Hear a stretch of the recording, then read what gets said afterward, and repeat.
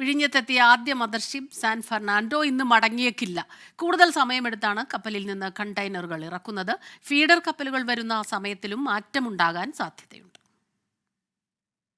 ഇന്നുച്ചയോടെ മുഴുവൻ കണ്ടെയ്നറുകളും ഇറക്കി യൂറോപ്പിലേക്ക് തിരിക്കുന്നതായിരുന്നു സാൻ ഫെർണാണ്ടോയുടെ ഷെഡ്യൂൾ.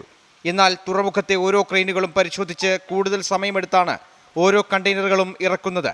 കണ്ടെയ്നറുകൾ ഇറക്കി കപ്പൽ തുറമുഖം വിടാൻ നാളെയാകുമെന്നാണ് സൂചന. മദർഷിപ്പ് തുറമുഖത്തിറക്കുന്ന കണ്ടെയ്നറുകൾ കൊൽക്കത്ത, മുംബൈ, ഗുജറാത്ത് തുറമുഖങ്ങളിലേക്കാണ് കൊണ്ടുപോകേണ്ടത്. ഇതിനായി നാളെയും മറ്റന്നാളും മുന്ദ്ര, കൊളംബോ തുറമുഖങ്ങളിൽ നിന്ന് ഫീഡർ കപ്പലുകളെത്തും എന്നാണ് അറിയിച്ചിരുന്നത്. എന്നാൽ മദർഷിപ്പ് തിരിച്ചുപോകാൻ വൈകുന്നത് ഫീഡർ കപ്പലുകളെയും വൈകിപ്പിക്കും. ലോകത്തിലെ ഏറ്റവും വലിയ ഷിപ്പിംഗ് കമ്പനിയായ MSCയുടെ 400 മീറ്റർ മദർഷിപ്പും 2 ആഴ്ചയ്ക്കുള്ളിൽ വിഴിഞ്ഞത്തെത്തുമെന്ന് തുറമുഖ അധികൃതർ അറിയിച്ചു. അഖിൽ ഷാ അൻസാർ, 24 തിരുവനന്തപുരം.